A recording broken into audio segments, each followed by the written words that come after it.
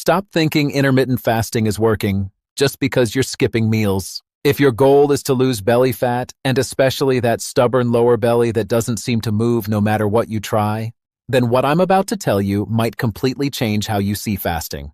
Because the uncomfortable truth is this: most people are fasting, but their bodies are not burning fat. And the reason has nothing to do with willpower, discipline, or how long you can go without eating. It has everything to do with what's happening inside your body during those fasting hours. I've seen this pattern again and again. People proudly say they fast for 16 hours, sometimes even 18. And yet their belly fat doesn't budge. Some even gain fat over time, and they don't understand why. They feel frustrated, confused, and eventually they quit. But the problem isn't fasting itself. The problem is how they're doing it. Because intermittent fasting is not just about not eating. It's about triggering a very specific metabolic state, a switch, a transition.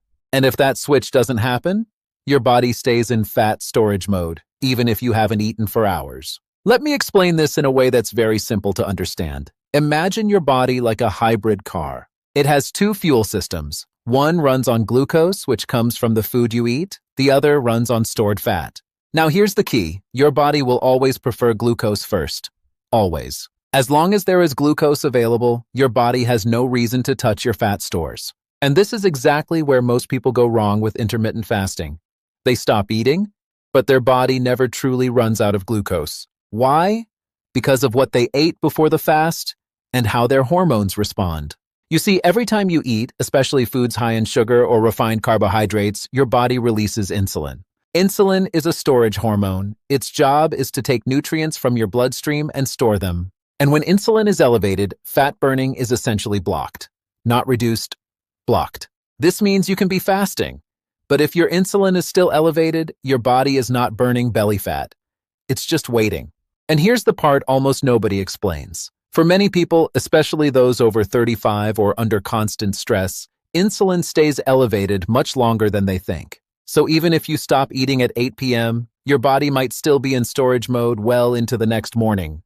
That's why some people can fast for 16 hours and still not enter true fat-burning mode, because the metabolic switch never actually happens. This process is called metabolic switching. It's the moment your body shifts from using glucose to using fat as its primary fuel. And when this switch happens, something powerful begins. Your body starts producing ketones. These are molecules made from fat, and they provide a more stable and efficient source of energy, especially for your brain. This is when belly fat starts to become accessible. This is when the real benefits of fasting begin. But here's the problem. Most people never reach this state. Not because they can't, but because they unknowingly interrupt the process. A small snack, a sweetened coffee, even certain healthy foods can spike insulin just enough to reset the entire system. And suddenly your body goes back to square one. So let me ask you something. Have you ever felt like you're doing everything right, but your belly fat just won't change? Like you're putting in the effort, skipping meals, trying to be disciplined, but the results don't match the effort? If that sounds familiar, I want you to pay very close attention to what comes next. Because in the next few minutes, you're going to understand exactly why your fasting isn't working. And more importantly, what needs to change so your body finally starts using fat the way it's supposed to. Now that you understand that fasting is not just about skipping meals, but about triggering a metabolic shift, we need to talk about the real reason why belly fat is so difficult to lose, and why intermittent fasting, when done incorrectly, makes almost no difference. Because belly fat is not just stored energy, it is hormonally active. It behaves differently from fat in other areas of your body, and it responds very strongly to one specific hormone, cortisol. Cortisol is your body's primary stress hormone. It's designed to keep you alert, focused, and ready to react. But when cortisol stays elevated for too long, it creates the perfect environment for belly fat to accumulate and stay there. Now here's where things get interesting. Many people start intermittent fasting thinking they are helping their body, but they combine fasting with high stress, poor sleep, and excessive caffeine. And without realizing it, they create a hormonal state where their body feels under constant pressure. In that state, your body becomes protective. It holds onto fat, especially around the abdominal area, because from a biological perspective, that fat is a reserve, a safety mechanism. This is why two people can follow the exact same fasting schedule and get completely different results. One person loses belly fat quickly, the other sees no change at all. The difference is not just the fasting window, it's the internal environment. Let me give you a simple analogy. Imagine your body as a bank account. Fat loss is like withdrawing money, but hormones are the rules of the bank. If the rules say you can't withdraw, it doesn't matter how much money you have in the account. You're not getting access to it. And cortisol, combined with insulin, can effectively block access to your fat stores. This is also why many people feel more anxious, irritable, or mentally foggy. This often happens right when they start fasting. It's not because fasting is wrong, it's because their body is not ready for it yet. The system is already under stress, and fasting adds another layer. Now, there's another mistake that almost everyone makes, and it's one of the biggest reasons belly fat doesn't go away. What you eat when you break your fast. Most people think, I fasted for 16 hours, now I can eat whatever I want. And that's where everything collapses. Because if you break your fast with high-sugar foods, refined carbs, or ultra-processed meals, your insulin spikes aggressively. And that spike doesn't just affect that moment, it affects the next several hours. It delays your next opportunity to enter fat-burning mode. In other words, you spend your entire day going in and out of storage mode, never fully switching into fat-burning mode. This creates a cycle. You fast, but not effectively. You eat, but in a way that resets your progress. And over time, your body stays stuck. Let me ask you something important. When you break your fast, what does your first meal usually look like? Is it something quick, something sweet, something convenient? Or is it something that actually supports your metabolism? Because this one decision has more impact than the fasting window itself. And here's the part that most people overlook. The quality of your first meal determines how stable your energy will be for the rest of the day. It determines how much insulin is released. It determines whether your body will continue burning fat or go straight back into storage mode. So if your goal is to lose belly fat, you can't just focus on when you eat. You have to focus on what you eat and how your body responds to it. In the next part, I'm going to show you exactly how to structure your fasting in a way that actually activates fat burning, how to break your fast without shutting down your progress, and the simple adjustments that can make the difference between staying stuck and finally seeing your belly fat start to move. Now let's fix this, because once you understand what's actually blocking your results, the solution becomes much simpler than most people think. You don't need extreme fasting windows, you don't need to suffer through 20 hours without food, and you definitely don't need to rely on willpower alone. What you need is structure, precision, and a strategy that works with your body, not against it. So here's the correct way to do intermittent fasting if your goal is to lose belly fat. Step 1. Choose the right fasting window for your body, not for trends. Most people jump straight into a 16.8 protocol because that's what they heard works. But if your body is still dependent on glucose, forcing long fasting windows can actually increase stress hormones and slow down fat loss. A better approach for many people is to start with a 12 to 14-hour fasting window. This allows your body to gradually adapt, lower insulin more effectively, and begin accessing fat without triggering excessive stress. Once your body becomes metabolically flexible, then you can extend the fasting window naturally. Step 2. Control what happens before your fast begins. This is one of the most overlooked parts of fasting. Your last meal of the day determines how quickly your body will enter fat-burning mode during the fast. If your last meal is high in sugar or refined carbohydrates, your insulin will remain elevated for hours. This delays the metabolic switch. But if your last meal is built around protein, healthy fats, and fiber, your insulin response is much lower and your body transitions into fat-burning mode much faster. This one change alone can dramatically improve your results. Step 3. Eliminate hidden insulin triggers during your fast. Many people unknowingly break their fast without realizing it. Sweetened coffee, flavored drinks, even small snacks that seem harmless can spike insulin just enough to interrupt fat burning. During your fasting window, your goal is to keep insulin as low and stable as possible. That means sticking to water, black coffee, or plain tea, nothing that signals your body to store energy. Step 4. Break your fast the right way. This is where everything either works or falls apart. Your first meal should not be a reward. It should be a strategic signal to your body. Start with protein. This helps stabilize blood sugar and reduces the insulin spike. Add healthy fats to support satiety and include fiber to slow down digestion. This combination creates a smooth transition from fasting to feeding without shutting down fat burning completely.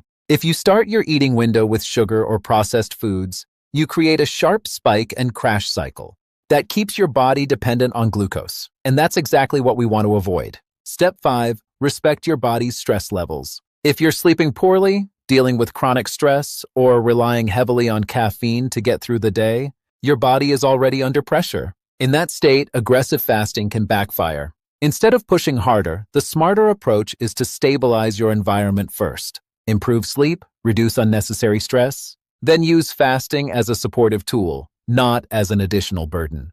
Because fat loss is not just about creating a calorie deficit, it's about creating the right hormonal environment. And finally, step 6, consistency over intensity. The biggest mistake people make is being extreme for a few days, and then inconsistent for weeks. Your body responds to patterns, not occasional effort. A consistent 14-hour fast done correctly will always outperform a chaotic 18-hour fast done poorly. Now here's something most people don't expect. When you start doing this the right way, the first changes you notice won't be on the scale. They'll be in how you feel. Your energy becomes more stable. Your mind becomes clearer. Cravings will start to disappear from your daily life. And then, gradually, your body begins to change. The belly fat that once felt impossible to lose starts to respond, not because you're forcing your body, but because you're finally working with it. In the final part, I'm going to show you the most common mistakes that silently block belly fat loss, even when everything seems right, and how to avoid them so you don't fall back into the same cycle again. Before you think this is just about following a few steps and everything will fall into place, there's something you need to understand. Most people don't fail because they don't know what to do. They fail because of the small mistakes they don't even realize they're making. Mistakes that look harmless, but silently block fat loss day after day. And if your belly fat hasn't changed yet, chances are you're making at least one of these right now. The first mistake is chasing longer fasting windows instead of better metabolic conditions. There's this idea that more is better, that if 16 hours works, then 18 or 20 must be even more effective. But the body doesn't work like that. When fasting becomes too aggressive, especially in a stressed system, your body adapts by slowing things down. Energy drops, cortisol rises, and instead of burning fat efficiently, your body becomes more conservative. It holds on. This is why some people fast longer and see worse results, because they're pushing duration instead of optimizing the environment where fat burning actually happens. The second mistake is ignoring liquid calories and hidden insulin triggers. This one is subtle, but extremely common. A splash of milk in coffee, a flavored drink, a zero-sugar product that still stimulates an insulin response. These small inputs may seem insignificant, but for your body, they are signals. Signals that energy is coming in. Signals that stop the fat-burning process. And when this happens repeatedly, even in small amounts, your fasting window becomes ineffective. You think you're fasting, but metabolically, you're not. The third mistake is underestimating the role of sleep. This is one of the most powerful yet most ignored factors in fat loss. When you don't sleep well, your hunger hormones become dysregulated. Ghrelin increases, making you feel hungrier. Leptin decreases, making it harder to feel satisfied. And cortisol rises, pushing your body to store more fat, especially in the abdominal area. In this state, fasting becomes much harder and much less effective because your body is not in balance, it's in survival mode.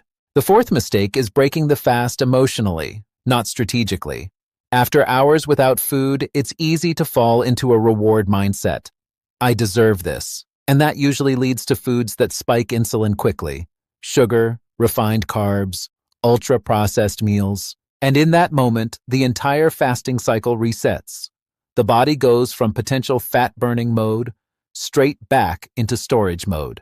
And this pattern, repeated daily, is exactly why belly fat stays the same, even when you feel like you're doing everything right. The fifth mistake is expecting immediate visual results. Belly fat is often the last to go, not the first.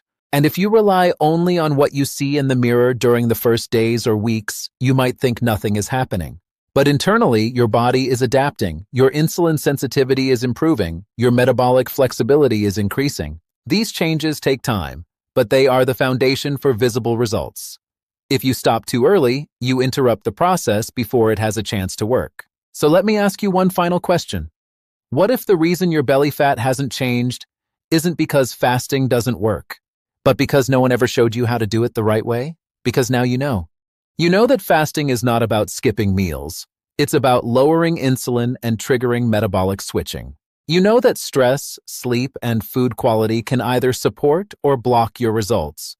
And you know that small mistakes, repeated daily, can completely change the outcome. This is where things begin to shift. If this made you see fasting differently, then don't just leave this information here. Apply it. Start simple. Adjust your last meal, clean your fasting window, break your fast with intention, and observe how your body responds. And if you want to go deeper, I've prepared something to help you apply this step by step. A simple fasting structure guide, designed specifically for fat loss. You'll find it in the description below. Subscribe to the channel if you want to understand your body on a deeper level, not through trends, but through clarity. And share this with someone who feels stuck, because sometimes the difference between frustration and progress is just one missing piece of understanding. This is not just about fasting, it's about finally working with your body instead of against it.